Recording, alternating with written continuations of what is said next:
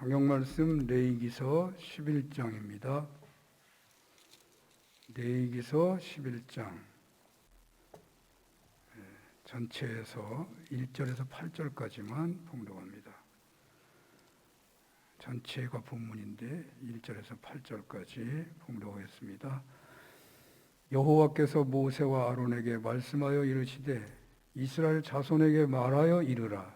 육지의 모든 짐승 중 너희가 먹을 만한 생물은 이러하니 모든 짐승 중 굽이 갈라져 쪽발이 되고 새김질하는 것은 너희가 먹되 새김질하는 것이나 굽이 갈라진 짐승 중에도 너희가 먹지 못할 것은 이러하니 낙타는 새김질을 하되 굽이 갈라지지 아니하였으므로 너희에게 부정하고 사반도 새김질은 하되 굽이 갈라지지 아니하였으므로 너희에게 부정하고 토끼도 새김질은 하되 굽이 갈라지지 아니하였으므로 너희에게 부정하고 돼지는 굽이 갈라져 쪽발이로 돼 새김질을 못함으로 너희에게 부정하니 너희는 이러한 고기를 먹지 말라.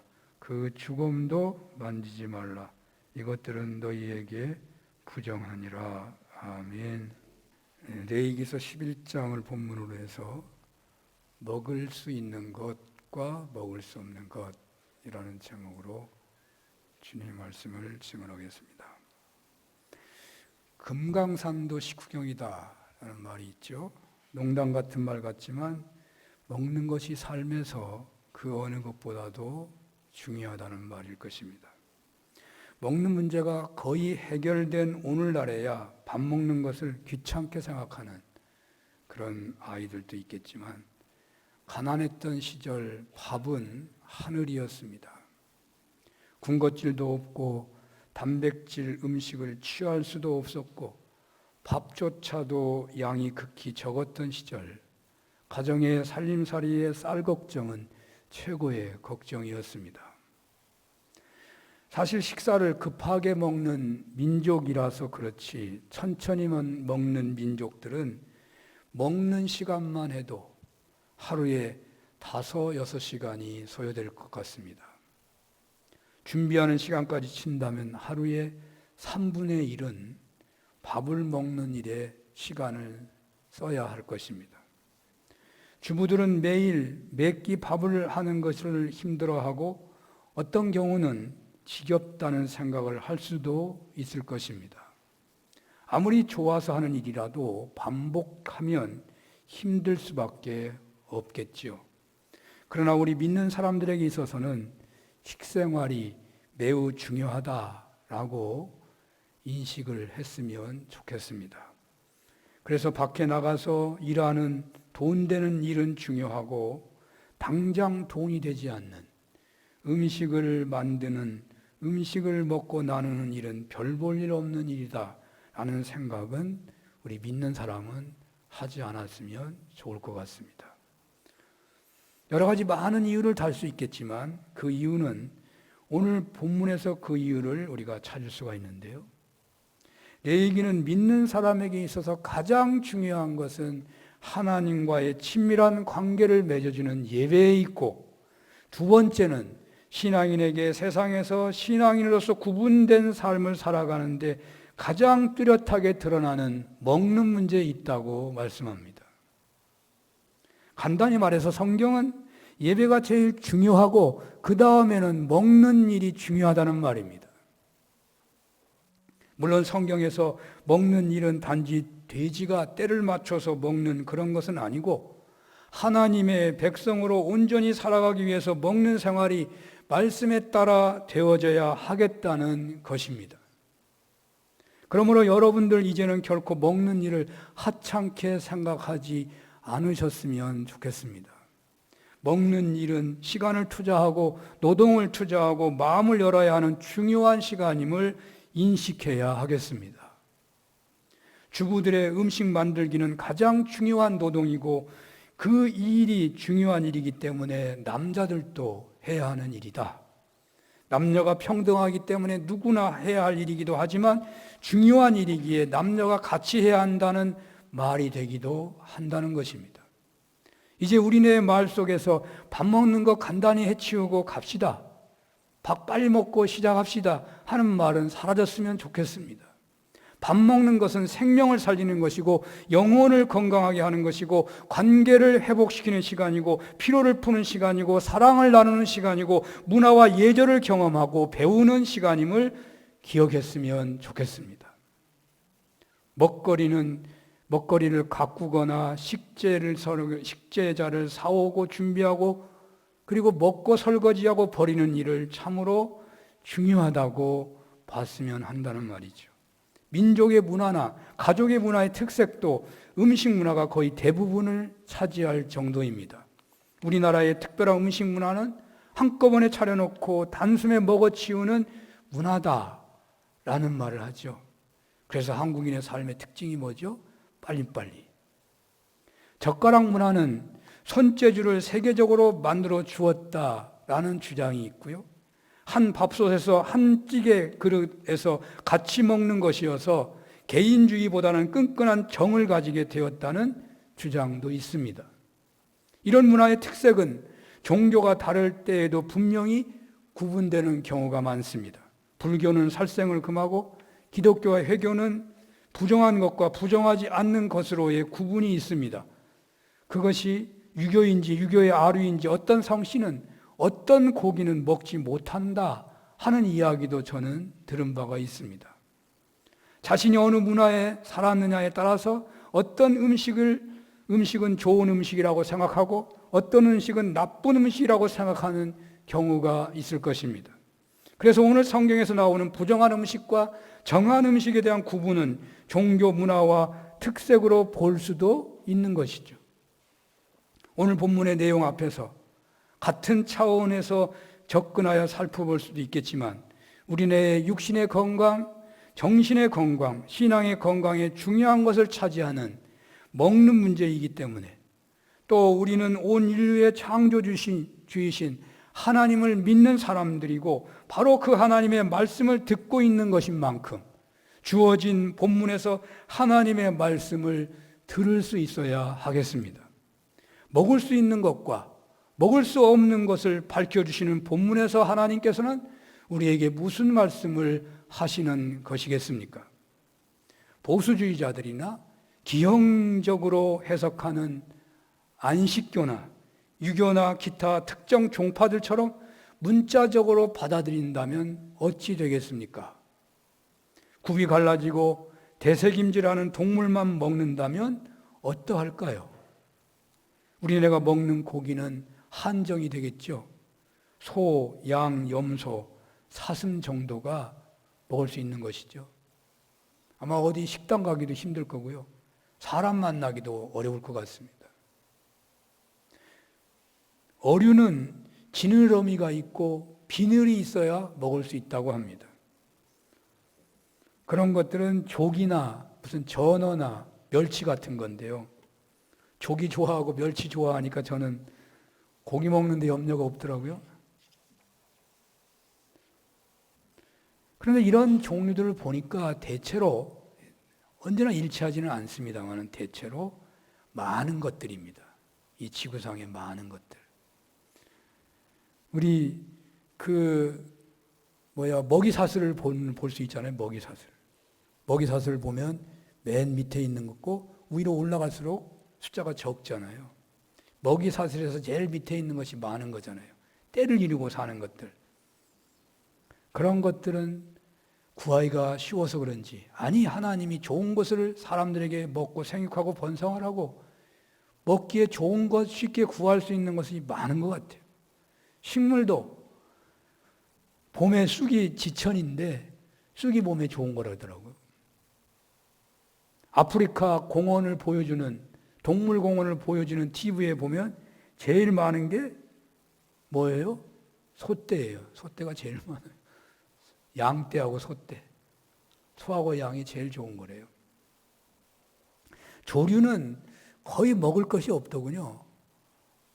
성경에 보면 곡식을 먹는 조류는 먹을 수 있는 것 같은데 숫자가 적고요. 특히 곤충의 경우는 먹는 것이 더욱 제한되어 있습니다. 기어다니는 것, 발 같은 것, 털 같은 게 많은 것, 그건 먹지 말라고 돼 있어요. 아마 그것은 병균을 많이 옮겨서 그런가. 먹기도 혐오스럽잖아요. 먹지 말아라. 근데 뭐 그런 걸 좋아하는 사람도 있더라고. 먹을 수 있는 곤충은 툭툭 튀는 거, 메뚜기 같은 거, 이런 건 튀어다니니까 병을 옮기기도 안 하겠죠. 먹어도 되는 거죠. 이 성경에 써 있는 대로 먹으라고 하는 것만 먹고 먹지 말라는 것을 먹지 않는다면 어찌할까요? 그렇게 살면 좋을까요?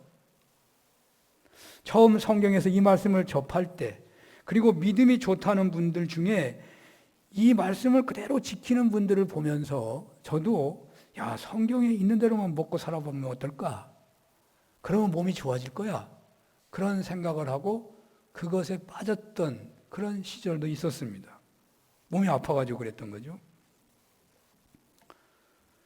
성경에서 먹을 것하고 먹지 말 것을 구분했는데 이 말씀을 그대로 따라야 하느냐, 따라하지 말아야도 되느냐 하는 이 질문에 대한 답은 그렇게 단순하지 않습니다. 본문에 나오는 말씀을 그대로 지켜서 많은 성인병을 고치고 건강에 도움을 준다는 단체들이 우리나라에 곳곳에 있습니다. 분명 건강에 도움을 얻는 것은 어느 정도 사실인 것 같습니다. 그런데 먹고 먹지 말아야 할 음식을 구분하여 산다는 것은 다인종, 다종교, 다문화 사회를 살아가는 지구촌 시대에 수월할 일도 아니고요. 포용력도 없고 아집이 강한 사람으로 드러나기 쉽고요. 전도하기도 정말 어려울 거예요. 이런 먹는 문제는 구약에서 신약으로 넘어가는 시대에 크게 이슈화된 문제이기도 합니다. 바울의 경우 이방 신전에 바쳤다가 시장에 내다 파는 고기를 먹어야 하느냐 먹지 말아야 하는 문제에서, 그러니까 고대 신약 시대에는요, 웬만한 고기는 다 우상에게 바치고 잡게 돼 있는 거예요. 오늘날은 어디서 잡아요? 도살장에서 잡아요. 정부에서 도장 찍어줘야 잡는 거잖아요. 옛날에는 우상에게 바치고 나서야 잡는 거기 때문에 시장에서 파는 것도 다 우상제물에 속한 것이죠. 그래서 이걸 먹어도 되느냐 먹지 말아야 하느냐 문제에서 신앙의 건덕을 위해서는 먹을 수도 있고 먹지 않을 수도 있다고 했는데, 최종적으로 시장에서 파는 것은 양심을 위하여 묻지 말고 먹어라. 땅의 모든 것이 다 하나님의 것이기 때문이다. 그렇게 말씀한 바가 있습니다. 고린도전서 10장 23절에서 26절에 나오는데요. 들어보십시오. 모든 것이 가하나 모든 것이 유익한 것이 아니요 모든 것이 가하나 모든 것이 덕을 세우는 것은 아니니 누구든지 자기의 유익을 구하지 말고 남의 유익을 구하라. 무릇 시장에서 파는 것은 양심을 위하여 묻지 말고 먹으라. 이는 땅과 거기 충만한 것이 주의 것임이라. 아멘. 그러므로 음식을 부정한 것과 부정하지 않는 것을 구분하여 먹는 것은 오늘날에는 중요한 일이 아닌 것 같습니다. 하지만 제가 상상하기는 바울이 구약 성경에서 제시하는 부정한 음식을 생활에서 먹었지 않았을 것이라고 생각합니다. 먹었을 것 같아요? 먹지 않았을 것입니다. 바울은 안 먹었어요. 구약의 말씀에 따른 식생활이 세상에서 거룩하게 살게 하며 하나님의 말씀에 순종하는 영성 훈련임을 알았기에 그 목적에 따라 살았을 것 같습니다. 그렇습니다. 오늘 본문은 문자적으로 적용할 수 없지만 그냥 무시해버려도 되는 그런 말씀은 아닙니다. 그렇다면 어떻게 해석해야 하겠습니까? 오늘 부정한 것은 먹지 말고 정한 것을 먹어야 한다는 말씀은 어떻게 살라는 말씀이겠습니까? 우상이 판을 치는 세상에서 거룩해야 한다는 그런 말씀. 쉽게 말하면 구별된 삶을 살라는 말씀 아니겠습니까? 하나님이 거룩하시니 너희도 거룩하라. 그런데 왜 구분된 삶을 살라는 것을 밥을 먹는 것으로 그렇게 한 것이겠습니까? 음식 문화 자체가 최상의 신앙 훈련의 장이 될 수 있기 때문 아닐까요? 악한 세상 한복판에서 성결하게 구분되게 선민으로 살아가도록 해주는 최고의 훈련이 먹는 생활에 있기 때문 아니겠습니까? 그렇습니다. 신앙생활이란 특별할 때만 지키는 것이 신앙생활이 아닙니다. 신앙생활이란 눈 뜨고 일어날 때부터 해가 떨어지고 잠이 들 때까지 지켜야 하는 것입니다. 신앙생활이란 태어나서 말을 할 때부터 일생을 살고 죽을 때까지 유지되어야 하는 것입니다. 신앙생활이란 손과 발만 하는 것이 아니라 입과 눈과 입술, 모든 것이 머리끝부터 발끝까지 온 몸과 온 마음으로 행해져야 하는 것임을 우리가 기억해야 할 것입니다. 그리고 신앙생활이란 훈련이라는 것을 또한 말씀하고 있는 것입니다. 신앙생활이란 훈련해야 하는 것이다. 식사생활만큼 훈련이 필요하고 또 훈련이 효과적인 것도 없을 것 같습니다. 구약시대에서 신약세대로 넘어올 때에 가장 문제가 됐던 것은 할례였고 그 다음은 아마도 음식 문제였을 것입니다. 문화가 되기까지 훈련된 것은 고치기가 너무나 어려운 것입니다. 그래서 초대교회가 오래도록 힘들어했던 것은 할례를 받아야 하느냐 받지 않아도 되느냐는 문제와 먹을 음식과 먹지 말아야 할 음식을 구분하고 살아야 하느냐, 시장에서 나는 것은 자유스럽게 먹으며 살아도 되느냐 하는 문제였습니다. 그러므로 우리가 신앙을 지키는 최고의 방법 중에 하나는 훈련인 거예요. 훈련. 그냥 예수 믿어 구원받았어. 나는 예수 믿어 구원받았기 때문에 이제 내 신앙생활은 종쳤어. 끝났어. 그렇게 사는 분도 혹시 있을지 모르겠네요. 우상을 섬기는 사람들은 와서 제물만 바치면 그들이 믿는 신앙은 끝난 거예요. 바쳤으니까 이제 내 마음대로 살아도 돼요. 그러나 우리 신앙인들은 우리가 구원받았기 때문에 이제 쓰임받기 위해서 훈련받아야 돼요. 주님을 닮아서 쓰임받기 위해서 훈련해야 된다는 말이에요. 말씀에 순종하는 사람을 살기 위해서 훈련해야 된단 말이에요. 주님을 본받기 위해서 훈련해야 한단 말이에요. 예수님이 제자를 훈련했잖아요. 그 훈련이 매일 밥을 먹는 것이고 또 먹어야 생활할 수 있는 에너지를 얻는 것이고 또 어느 누구도 하루 두세 번씩은 피할 수 없는 것이기에 최고의 훈련 방법이 먹는 거 아니겠어요? 저는 한국의 대부분의 가정에서 밥 먹는 예법을 중시했던 것도 같은 차원으로 보아야 한다고 생각합니다. 어른들 앞에서 숟가락을 먼저 들어서는 안 된다든지 밥그릇을 딸그락 긁지 않고 물을 부어서 먹어야 한다든지 가족들이 한 밥상에서 같은 시간에 먹는다든지 이렇게 밥상 예법은 최고의 가정교육의 자리가 될 수 있었을 것입니다. 식사가 이러한 질서대로 제대로 행해지지 않는 가정이라면 잘 행해지는 그런 가정보다 훨씬 그 자녀들의 삶의 질서가 다를 것입니다. 밥상의 예절은 그 가정의 삶의 질서의 정도를 드러낼 수도 있는 것입니다. 오늘 본문을 어떻게 적용하면 좋겠습니까? 오늘 본문에 있는 대로 먹는 것을 구분하여 먹는 것도 유익할 것 같습니다. 환경 호르몬 문제를 다루는 환경운동가들의 이야기에 따르면 상위 육식 동물일수록 환경 호르몬의 오염이 심각하다고 말합니다. 상위에 있는 그러한 개체, 상위에 있는 개체는 이 밑에 있는 개체보다 훨씬 환경 호르몬의 오염이 잘 된다는 것입니다. 이 점에서 보면 성경에서 먹지 말라는 동물이나 조류들은 다 최고의 환경 호르몬 피해를 가져다 줄 수 있는 것들입니다. 여러분, 오늘날 급속하게 드러난 병 중에요, 유방암이나 전립선암이 있죠. 생식기에 일어나는 이 생식을 못하게 하는 이 병이 거의 환경 호르몬의 영향이라는 것이 환경 호르몬, 환경 운동가들의 정말 자신 있는 주장입니다.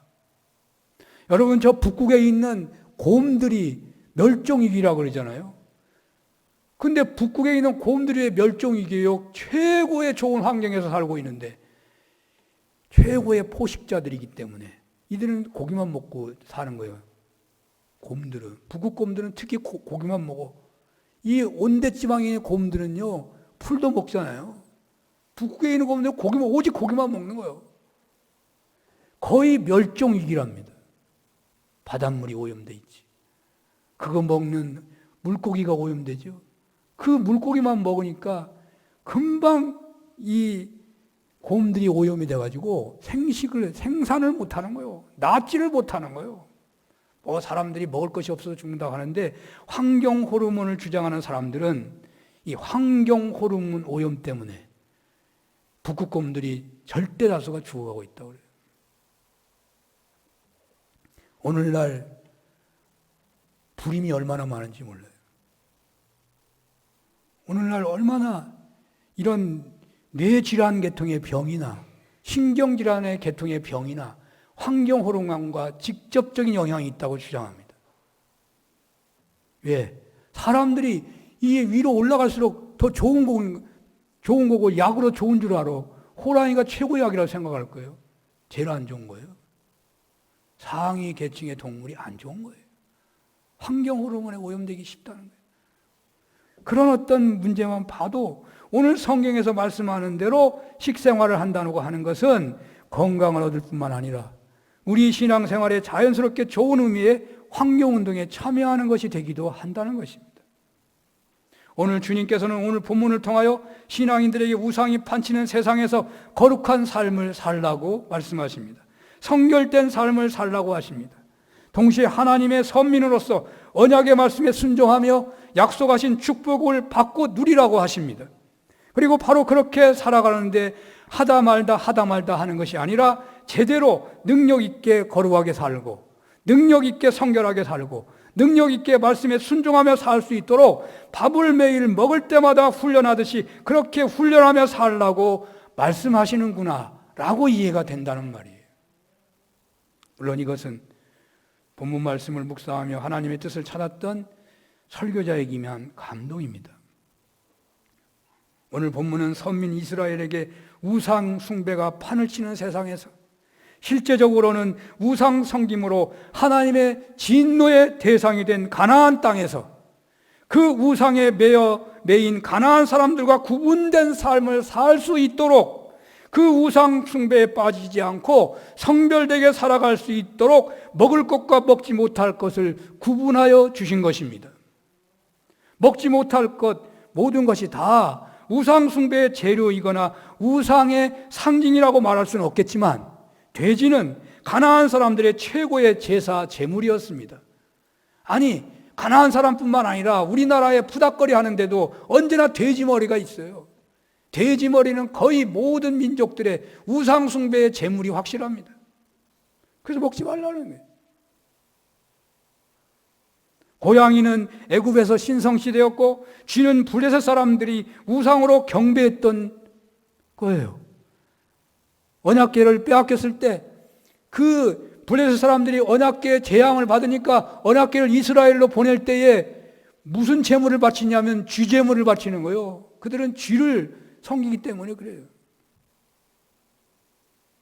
뱀이나 용 같은 거 다 귀신이나 사단을 상징하는 거죠.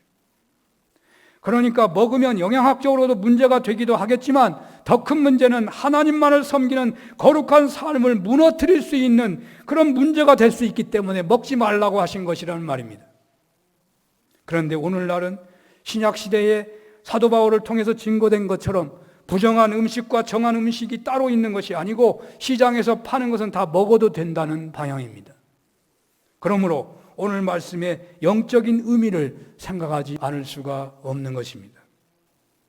본문의 기록의 목적은 분명합니다. 구별된 삶을 살라고, 성결된 삶을 살라고, 하나님의 약속의 말씀을 듣고 믿고 절대 순종하며 살아야 한다. 그리고 바로 그렇게 살 수 있도록 최고의 훈련으로 먹을 것과 먹지 말 것을 날마다 식생활을 통하여 훈련하도록 하셨다는 말입니다. 이렇게 함으로써 선민으로서 정체성을 지키고 하나님과 친밀한 관계를 유지하면서 약속하신 축복을 받고 누리며 이방 세상 나라의 복의 통로, 구원의 통로가 되라고 하시는 것입니다. 오늘날 이것이 가능하도록 할 수 있는 경건 훈련은 무엇이겠습니까? 앞에서 밥상 예절 운동이나 환경 운동 차원의 먹거리 운동 얘기를 했었습니다. 이제는 오늘 본문의 결론적인 메시지를 생각해야 하겠습니다. 어떤 추석가는 이런 해석을 시도했습니다. 오늘 본문에서 하나님께서 먹을 수 있는 기준으로 제시한 것, 그것이 굽이 갈라져 있는 것, 그리고 되새김질하는 것은 먹어도 된다. 이것은 좋은 것이다. 이것을 구분하면서 먹고 사는 것이 성별된 삶을 사는 것이고 하나님 말씀에 순종하는 것이니까 바로 이것에서 영적 해석을 시도한 것입니다.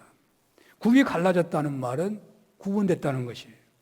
하나님은 죄에 오염된 타락한 삶에서 분리될 것을, 거룩한 삶을 요구하시는데 하나님은 죄와 전혀 관계없는 거룩한 분이시고 또 죄를 용납하지 않으신 분이기 때문에 그렇다는 것입니다. 그러므로 선민들은 세상을 사랑하지도 말며 세상을 본받지도 말라는 것이죠.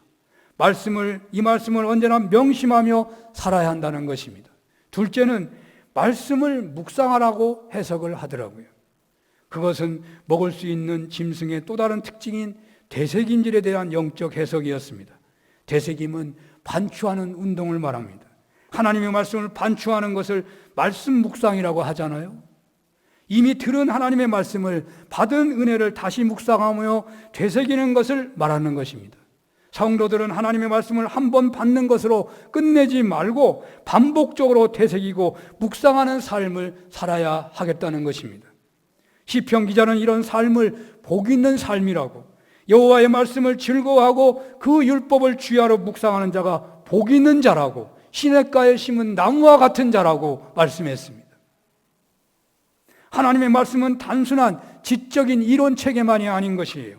그것은 하나님의 영감으로 기록된 것인 바 영이고 생명인 것입니다.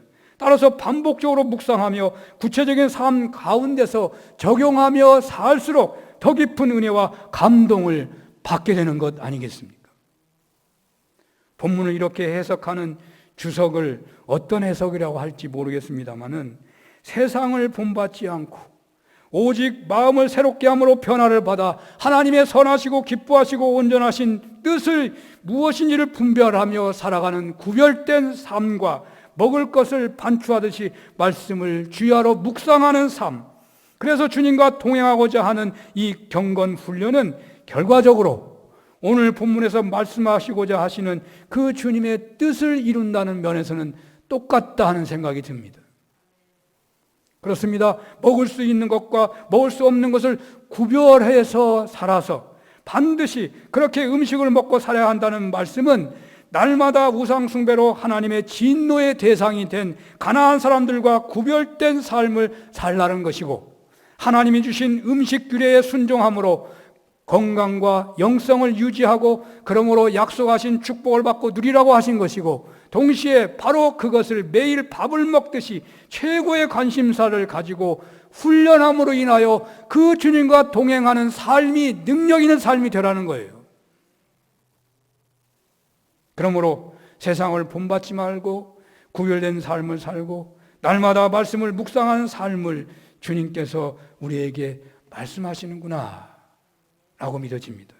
주님께서는 우리가 죄악 세상 속에서 우상이 판을 치는 세상 속에서, 다른 말로 표현한다면 권력이 판을 치는 세상 속에서, 여러분 권력이 판을 치는 세상을 성경은 우상이 판을 치는 세상하고 똑같이 보는 거예요. 우상은 꼭 뿔 달린 것만 우상이 아니고 눈에 보이지 않는 귀신만이 우상이 아니에요. 권력이 횡행하는 것은 우상이 횡행하는 거예요. 돈이 판치는 세상, 힘센 자가 약한 자를 농락하는 세상, 음란과 죄악이 관영한 세상 속에서 구별된 삶을 살라고 하십니다. 왜 그렇습니까? 우리와 예수 그리스도를 통하여 맺은 구원의 언약 속에서 구원의 은혜를 날마다 누리라는 것입니다. 그리고 약속의 말씀에 순종하라고 그 순종의 삶을 온전히 이루며 살 수 있도록 날마다 훈련하라고 하시는 거예요. 우리들이 주님과 친밀한 관계를 계속 유지하며 살도록, 주님과 동행하며 살 수 있도록, 그리하여 주님이 하신 일도 알고 더 큰 일도 하며 쓰임받기를 원하시기 때문입니다. 사랑하는 여러분, 여러분들은 한 분도 우상이 판치는 세상 속에 빠지고 싶은 분은 없을 것입니다. 주님과 친밀한 교제를 나누고 주님 모시고 동행하는 삶을 거부할 분도 없을 것입니다. 믿는다면 다 원하지 않겠습니까?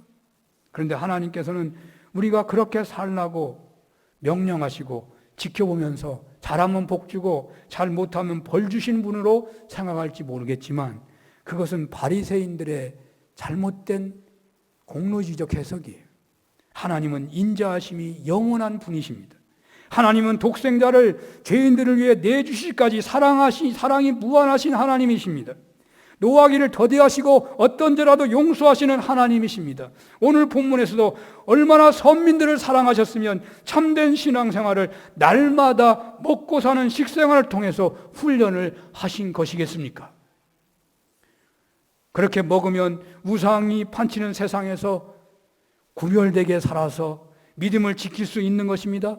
그렇게 먹으면 건강한 삶을 살 수가 있는 것입니다. 그렇게 살다 보면 하나님 말씀에 순종하는 훈련이 되어서 하나님과 좋은 관계를 유지하면서 약속하신 복을 받고 누리며 이방 세상의 복의 통로, 구원의 통로로 복을 받게 되는 것입니다. 얼마나 대단한 훈련입니까? 어린아이도, 조금 부족한 사람도, 조금 배우지 못한 사람도, 세상에 어떤 사람도 할 수 있는 훈련 아닙니까? 눈에 보이는 그림동화 같은 사랑의 훈련 아닙니까? 그러므로 우리가 우상이 판을 치는 세상에서 구별된 삶을 살고 싶은 것보다 사실은 주님께서 더 원하고 계셔요. 우리가 그렇게 살기를 더 원하고 계셔요. 우리가 이 악한 세상에 살지만 날마다 주님과 친밀한 교제를 나누며 주님 모시고 주님과 동행하고 살기를 소원하는 것보다 주님이 더 원하시고 계신다니까요. 왜 이런 말씀을 드리는 것입니까? 이 시간 주님께서는 여러분들이 우상이 판을 치는 이 세상에서 거룩하게 살기를 원하시는 것보다 더 원하신다는 것을 여러분들이 믿으시고 또 여러분들이 주님과 친밀하게 교제하며 주님과 동행하며 주님이 하신 일도 하고 더 큰 일로 쓰임받기를 원하는 것보다 더 주님이 원하시는 것을 믿으시고 주님이 더 원하시는 것을 믿으시고 날마다 세상에서 구분되게 살아갈 수 있는 경건훈련, 발을 내디디시라는 말이에요. 세상과 짝하게 되는 실패를 아무리 자주 범하고 있다고 하더라도 예수님의 십자가의 보혈은 여러분들을 새롭게 하는데 조금도 부족함이 없으십니다. 여러분들을 이 세상의 죄에서 건져내는데 조금도 부족함이 없으십니다. 거기에 빠져 있는 데서 구별되게 벗어나는데 그 능력이 주님의 십자가의 보혈이 얼마든지 있다 이 말이에요. 주님은 그것을 또한 원하시고 계신다고요. 얼마든지 여러분들을 새롭게 새 출발할 수 있도록 하시기에 충분한 능력이 있으십니다. 회개하고 믿음으로 일어나서 다시 시작하면 됩니다. 세상을 닮지 마시고 구별된 삶을 사는 것을 시작하시면 된다는 말이에요. 주님과 친밀하게 교제하며 동행하는 삶을 주님께서 더 원하신다는 것을 믿으시고 주님과 동행하는 삶을 사모하시기를 바랍니다. 이미 예수님 영접하신 여러분들은 예수님의 십자가 사건에서 이미 옛사람은 죽었습니다. 그리고 그리스도의 영이 여러분 안에 거하시고 있으십니다. 이미 동행하고 있는 것입니다. 내가 모르는 것이고 내 눈이 아직 띄어지 않아서 안 보이는 것이고 내가 주님을 바라보지 않기 때문에 주님의 음성을 들으려고 하지 않기 때문에 주님이 내 안에 안 계신 것처럼 보이는 거 아니겠어요? 바로 자신 안에 영으로 계시는 주님을 부르시고 그 주님을 바라보시고 그 주님을 믿으면서 그분과 함께 하시는 삶을 날마다 사시기를 간절히 소원합니다. 기도하시며 말씀을 묵상하면서 새벽 기도로 여러분 주보에 성경 읽는 표가 나와요. 별거 아닌 거라고 생각하지 마세요. 저 그 표에 따라 늘 성경 읽어요. 여러분 그 성경 읽으십시오. 오늘 묵상집이 나왔습니다만 묵상집도 사용하면서 매일 새벽에 나와서 성경을 같이 읽으면서 그렇게 기도하면서 주님과 친밀한 교제와 주님과 동행하시는 은혜를 누리시기를 축원합니다. 주님께서는 여러분들이 다 우상이 판을 치는 세상 속에서, 권력이 판을 치는 세상 속에서, 돈이 판을 치는 세상 속에서, 힘센 자가 약한 자를 농락하는 그런 세상 속에서, 음란과 죄악이 관영한 세상 속에서도 구별된 삶을 살기를 원하시고, 오직 주님과 친밀한 교제를 나누고 동행하는 삶으로 주님이 하신 일도 하고 더 큰 일도 하는 복된 신앙인들이 되시기를 원하십니다. 이런 은혜가 있으시기를 축원합니다. 기도하겠습니다. 하나님 아버지, 코로나 시국에 믿음을 잃어가는 사람이 있지만 오히려 더욱 주님과 친밀해지라고, 주님과 동행하며 주의 말씀에 순종의 능력을 키우라고 말씀하시는 줄로 믿습니다. 그 은혜가 충만케 하여 주시옵소서. 예수님 이름으로 기도합니다. 아멘.